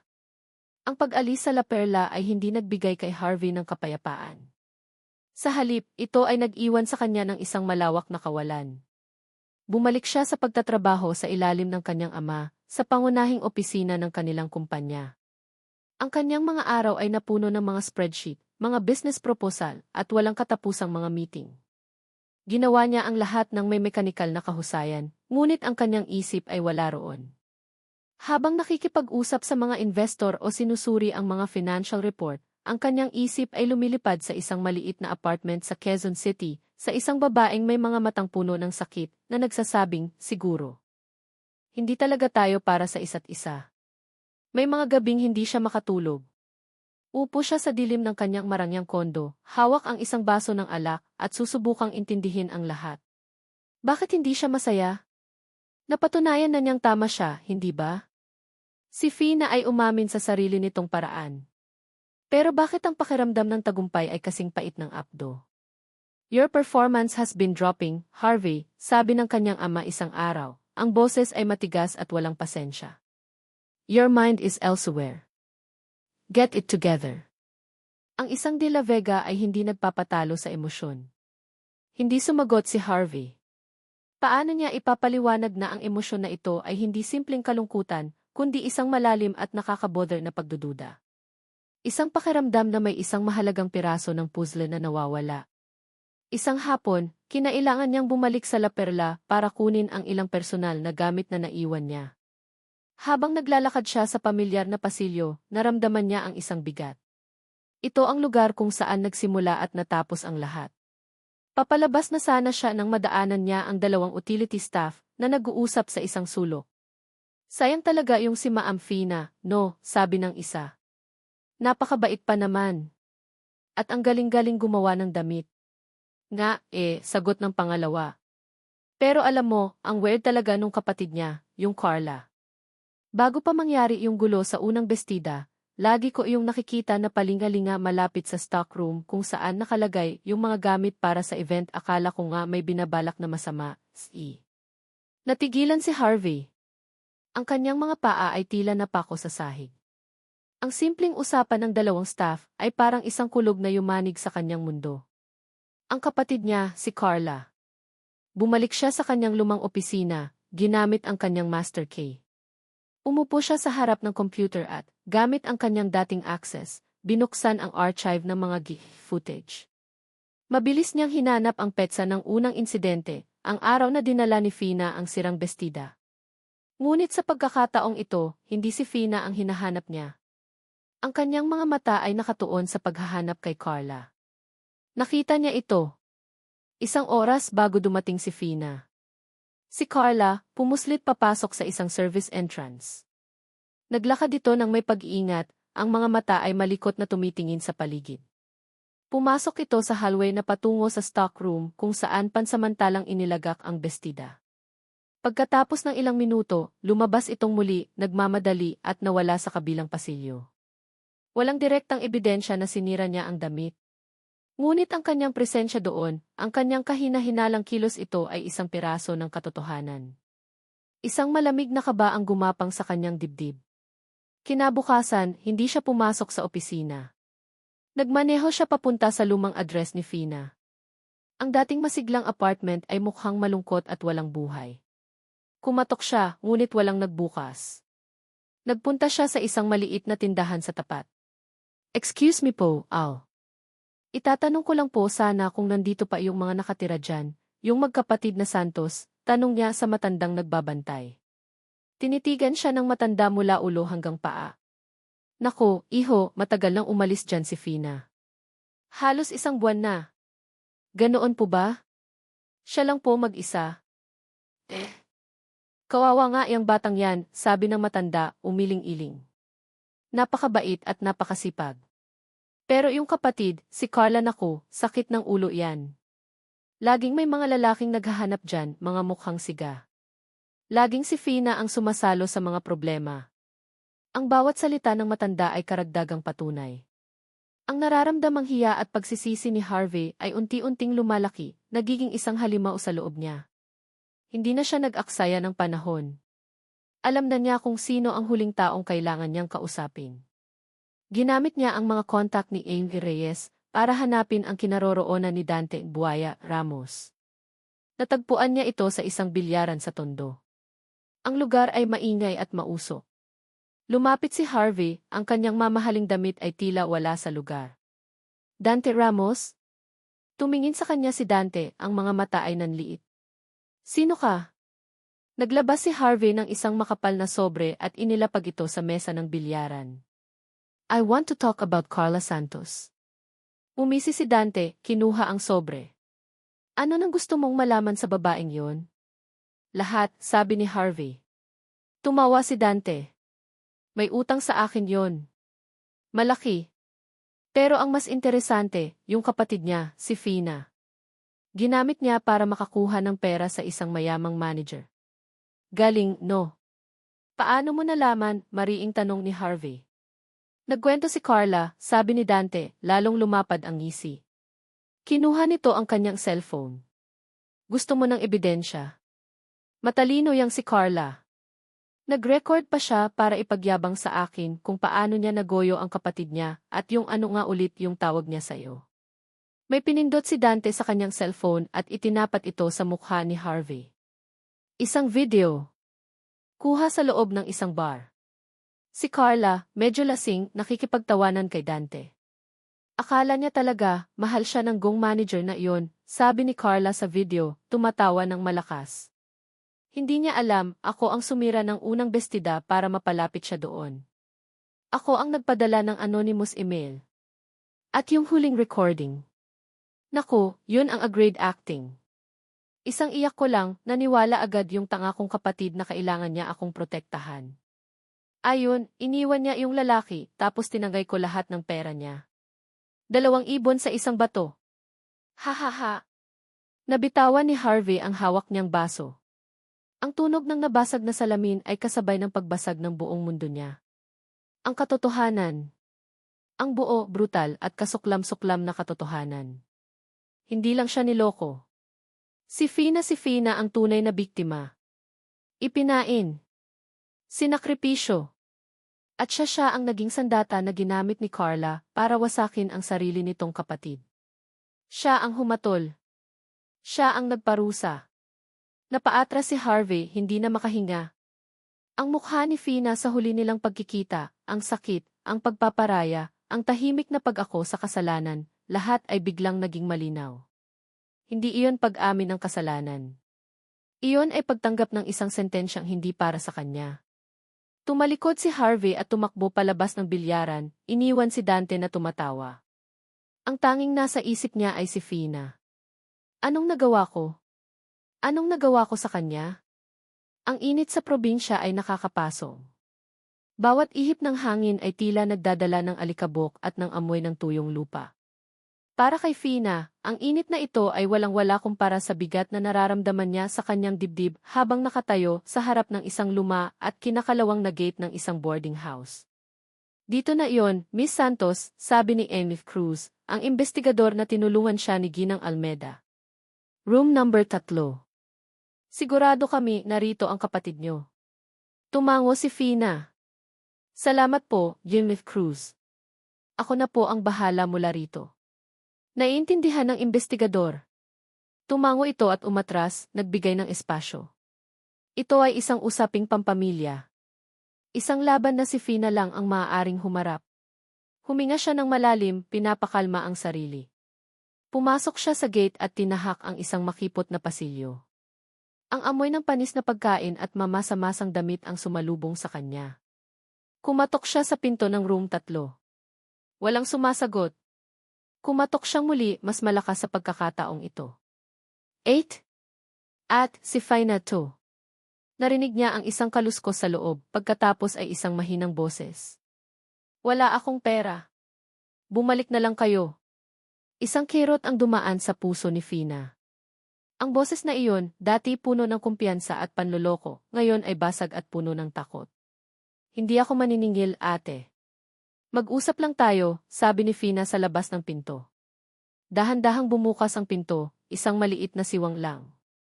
Sumilip ang isang mata, pagkatapos ay tuluyan na itong bumukas. Ang babaeng nasa harap niya ay anino na lamang ng dati nitong sarili. Si Carla, na dati laging nakaayos at mapagmalaki, ngayon ay gusgusin. Ang buhok nito ay magulo, ang mga mata ay lubog, at ang balat ay naninilaw. Nang makita nito si Fina, ang unang reaksyon nito ay hindi pagsisisi, kundi takot. Agad nitong sinubukang isara ang pinto. Anong ginagawa mo dito? Ngunit pinigilan ito ni Fina, itinulak ng marahan ang pinto para makapasok. Ang loob ng kwarto ay masahol pa sa labas. Marumi, magulo at amoy alak. Tumingin si Fina sa paligid pagkatapos ay sa kanyang kapatid. Ang galit na inipon niya sa loob ng maraming linggo ay biglang naglaho. Napalitan ito ng isang malalim at nakakapanghinang awa. Ang babaeng ito, na nagdulot sa kanya ng matinding sakit, ay mukhang mas miserable pa kaysa sa kanya. Hindi ako naparito para makipag-away, ate, sabi ni Fina, ang boses ay kalmado. Kung ganon, umalis ka na, sigaw ni Carla, yumakap sa sarili. Wala ka nang makukuha sa akin. Naubos na ang pera. Hindi ang pera ang ipinunta ko rito, sabi ni Fina, humakbang palapit. Nandito ako para sa sarili ko. Nandito ako para sabihin sa iyo na tapos na. Naguluhan si Carla. Anong tapos na? Tapos na ang pagtatago ko sa likod ng pangako ko kay mama, sabi ni Fina, ang bawat salita ay may bigat, ngunit malaya. Tapos na ang pagsasalo ko sa mga problemang ikaw ang gumawa. Minahal kita, ate. Ibinigay ko ang lahat. Pero ginamit mo yon laban sa akin. Tumawa si Carla ng mapakla. Sinasabi mo yan ngayon? Ngayong wala na akong maibibigay sa'yo. Hindi, mariing, sabi ni Fina. Sinasabi ko to ngayon dahil natutunan ko ng mahalin ang sarili ko. Sinasabi ko to dahil kailangan mong malaman na ang mga ginawa mo ay may resulta. Winasak mo hindi lang ang buhay ko, kundi pati na rin ang tiwala ko. Sa mga salitang iyon, tila may nabasag sa loob ni Carla. Ang kanyang depensa ay gumuho at ang mga luha na kanina pa niya pinipigilan ay nagsimulang dumaloy. Patawad. Fina, patawad. Hindi sumagot si Fina. Hinayaan niya lang itong umiyak. Hinayaan niyang marinig nito ang sarili nitong mga hikbi, maramdaman ang bigat ng sarili nitong pagsisisi. Habang nangyayari ang komprontasyong iyon, isang sasakyan ang huminto ng mabilis sa labas ng boarding house. Bumaba si Harvey, ang kanyang mukha ay puno ng desperasyon. Walang tigil ang biyahe niya mula Maynila, dala-dala ang video mula kay Dante na parang isang mainit na bakal sa kanyang kamay. Mabilis siyang nagtanong sa isang nakatambay, itinuro nito ang pasilyo. Hindi na siya kumatok. Ang tunog ng hagulgol mula sa loob ng room 3 ang naging gabay niya. Walang pag-aalinlangan, itinulak niya ang pinto. Fina! Ang dalawang magkapatid ay parehong napalingon sa kanya, gulat. Ang mga mata ni Harvey ay nakatuon lamang kay Fina. Nakita niya ang bakas ng mga luha sa mga mata nito, ang pagod sa kanyang mukha. At ang puso niya ay lalong nadurog sa 1,000 piraso. Binaliwala niya si Carla na tila isa lang itong kasangkapan sa silid. Harvey, anong ginagawa mo dito? Mahinang tanong ni Fina. Hinahanap ka, sabi ni Harvey, ang boses ay basag, humihingal. Humakbang siya palapit, kinuha ang kanyang cellphone. Fina, kailangan mong malaman. Kailangan mong makita to. Nang makita ni Carla ang cellphone sa kamay ni Harvey, ang kanyang mukha ay nabalot ng matinding takot. Huwag! Pakiusap! Huwag, sigaw niya, sinusubukang tumayo para pigilan ito, ngunit nanghina siya at napaluhod na lang muli. Hindi pinansin ni Harvey ang pagmamakaawa ni Carla. Pinindot niya ang play. Ang boses ni Carla, lasing at nagyayabang, ay pumuno sa maliit at maruming kwarto. Akala niya talaga, mahal siya ng gong manager na iyon. Hindi niya alam, ako ang sumira ng unang bestida para mapalapit siya doon. Ako ang nagpadala ng anonymous email. At yung huling recording. Naku, yun ang a-grade acting. Isang iyak ko lang, naniwala agad yung tanga kong kapatid na kailangan niya akong protektahan. Ayun, iniwan niya yung lalaki, tapos tinangay ko lahat ng pera niya. 2 ibon sa isang bato. Ha. Habang tumutunog ang video, ang hagulgol ni Carla ay naging isang nakakaawang winggoy. Napasubsob na lang ito sa sahig, tinatakpan ang kanyang mga tainga, na para bang sa paggawa nito ay mabubura niya ang katotohanang siya mismo ang nagsiwalat. Nakatayo si Fina, hindi kumikilos. Bawat salita sa video ay isang kumpirmasyon, isang kutsilyong lalong bumaon sa mga sugat na hindi pa naghihilom. Ang lahat, mula sa pinakaunang araw hanggang sa pinakahuli, ay isang masalimuot na bitag na inilatag ng sarili niyang kapatid. Nang matapos ang video, isang mabigat na katahimikan ang bumalot sa silid, na binasag lamang ng mahinang pag-iyak ni Carla. Pinatay ni Harvey ang kanyang cellphone. Humarap siya kay Fina, ang kanyang mga mata ay puno ng isang emosyon na hindi pa kailanman nakita ni Fina sa kanya, isang halo ng matinding pagsisisi, sakit, at isang desperadong paghingi ng tawad. Fina D. Ang pangalan niya ay halos hindi lumabas sa kanyang mga labi. Fina, ako ang may kasalanan. Naniwala ako. Nagpadala ako sa galit. Hinusgahan kita nang hindi inaalam ang lahat. Ginawa kitang kontrabida sa isang kwentong ikaw pala ang biktima. Fina, patawarin mo ako. Ang mga salitang patawarin mo ako ay binitawan niya na parang isang bigay buhay na pakiusap. Ang aroganteng si Harvey de la Vega, ang lalaking hindi marunong magkamali, ay nakatayo sa harap niya, basag at puno ng pagsisisi. Tumingin si Fina kay Harvey sa mga mata nitong namumula. Pagkatapos ay tumingin siya kay Carla, na nakalugmok sa sahig, isang larawan ng ganap na pagkawasak. Ang 2 taong nagdulot sa kanya ng pinakamatinding sakit sa kanyang buhay ay parehong nasa harap niya, humihingi ng kapatawaran. Ang kanyang puso ay dapat sanang puno ng galit, ng pagnanais na manumbat. Ngunit ang naramdaman niya ay isang malawak at nakakapagod na katahimikan. Huminga siya ng malalim, isang hininga na tila nagmula pa sa kaibuturan ng kanyang kaluluwa. Isang hininga na naglalaman ng lahat ng sakit, lahat ng luha, lahat ng pagkabigo. Tapos na, bulong niya, hindi para sa kanila, kundi para sa sarili. Tumingin siya kay Harvey, pagkatapos ay kay Carla. At sa ilalim ng nakakapasong init ng probinsya, sa loob ng isang maruming kwarto, sa gitna ng 2 basag na kaluluwa, gumawa si Fina ng isang desisyon na hindi inaasahan ng sinuman. Isang desisyon na magbabago sa kanilang lahat magpakailanman. Tinitigan ni Fina si Carla na nakasubsob pa rin sa sahig, nanginginig. Lumuhod siya sa harap nito, hindi para yakapin, kundi para maging magkapantay sila. Mula sa kanyang bulsa, kinuha niya ang natitirang pera na dala niya. Hindi ito marami, ngunit sapat na. Ate, sabi niya, at sa unang pagkakataon sa loob ng mahabang panahon, muli niyang tinawag itong ate. Tumayo ka. Inabot niya ang pera. Ito ang huling tulong ko sa'yo, sabi ni Fina, ang boses ay matatag ngunit walang galit. Gamitin mo to para umuwi o para magsimula. Pero pagkatapos nito, kailangan mo nang tumayo sa sarili mong mga paa. Tumingala si Carla, ang mukha ay basang-basa ng luha at sipon. Fina di. Pinapatawad na kita, sabi ni Fina. Pinapatawad kita hindi dahil hindi masakit ang ginawa mo, kundi dahil pagod na akong magdala ng galit. Pero ang pagpapatawad ko ay hindi nangangahulugang kalilimutan ko ang lahat. Kailangan mong harapin ang mga utang mo. Kailangan mong harapin ang mga pagkakamali mo. Ang susunod na hakbang, kailangan manggaling na sayo. Isinulat ni Fina sa isang piraso ng papel ang numero ng telepono ng isang rehabilitation center para sa mga sugarol na ibinigay sa kanya ni Ginang Almeda. Kung handa ka na, tawagan mo to, pero desisyon mo yan. Pagkatapos noon, tumayo si Fina at humarap kay Harvey. Ang lalaki ay nakatayo pa rin, naghihintay, ang mukha ay puno ng pag-asa at takot. Harvey, sabi ni Fina. Fina, please bigyan mo ako ng pagkakataon. Hayaan mong bumawi ako sa'yo.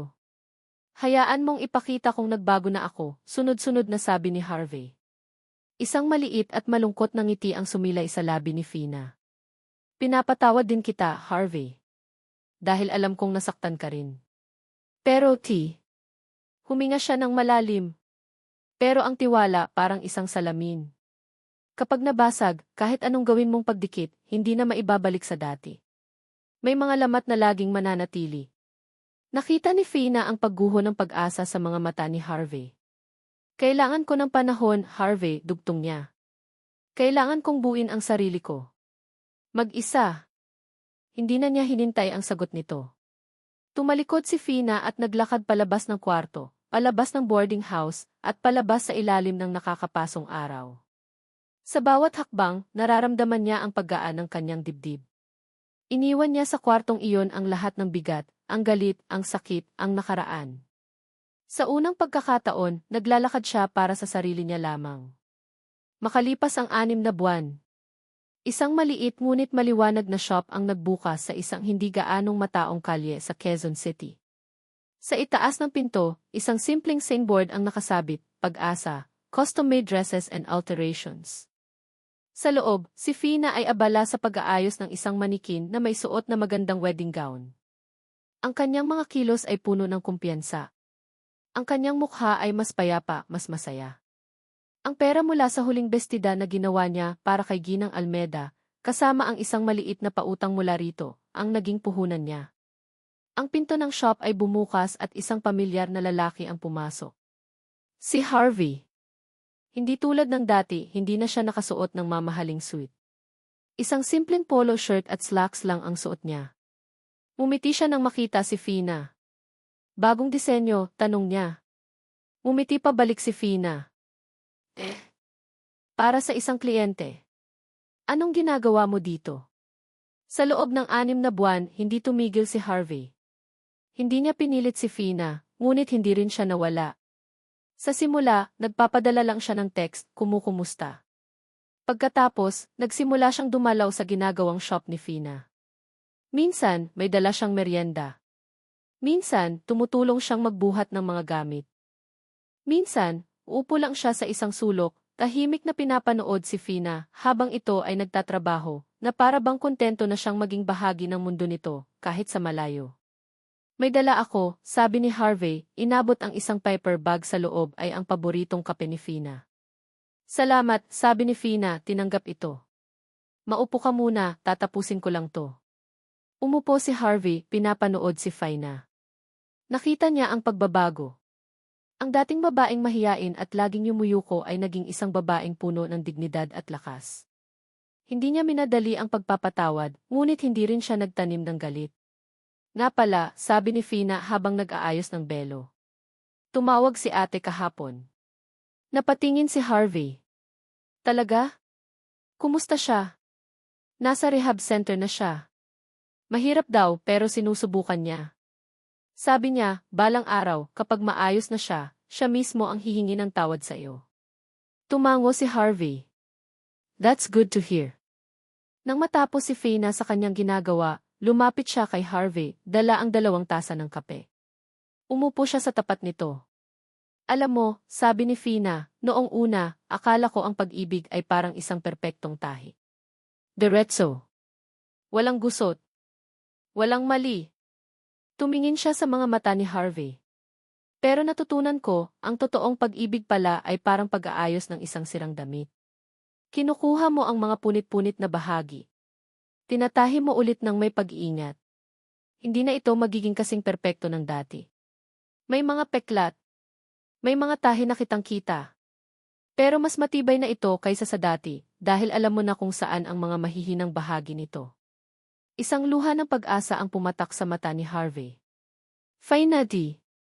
Gusto mo ng kape, Harvey? Tanong ni Fina, isang tunay at malawak na ngiti ang sumilay sa kanyang mga labi. Hindi ito tanong tungkol sa kape. Ito ay isang paanyaya. Isang paanyaya para sa isang bagong simula. Ngumiti si Harvey, ang unang tunay na masayang ngiti sa loob ng 6 na buwan. Fina. Gustong-gusto ko. Sa loob ng maliit na shop na pinangalanang Ipag-asa, sa gitna ng mga tela at mga pangarap, ang 2 pusong minsan nang nawasak ay nagsimulang muling tumibok. Hindi para sa isang perpektong kwento, kundi para sa isang totoong pag-ibig, isang pag-ibig na binuo mula sa mga piraso ng katotohanan, pinagtibay ng pagpapatawad, at tinahi ng isang panibagong pag-asa. At dito nagtatapos ang kwento ni Fina at Harvey. Pause. Isang taos pusong pasasalamat sa iyo, aming mahal na tagapakinig, sa pagsama sa amin sa bawat kabanata ng kanilang paglalakbay. Mula sa unang pagtulo ng luha ni Fina hanggang sa huling ngiti ng pag-asa, naramdaman namin ang inyong presensya, ang inyong pakikiramay sa bawat sakit at ang inyong pakikibahagi sa bawat sandali ng kilig. Habang isinusulat namin ang kwentong ito, naging paalala sa amin na ang buhay, tulad ng pag-ibig, ay hindi laging perpekto. Minsan, ito ay parang isang magandang tela na bigla na lang mapupunit. May mga pagkakataong tayo ay magkakamali, mahusgahan at masasaktan. Ngunit ang tunay na lakas ay hindi nasusukat sa kung paano natin iniiwasan ang mga sugat, kundi sa kung paano tayo bumabangon mula sa mga ito.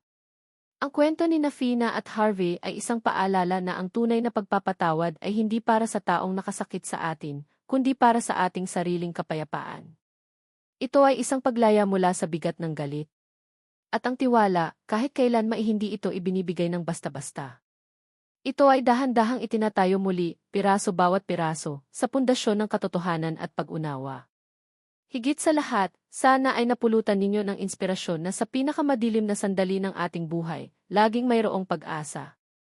Tulad ni Fina, kahit na mawala pa ang lahat, hanggat mayroon tayong tiwala sa ating sariling kakayahan, kaya nating tahiin muli ang ating mga pangarap.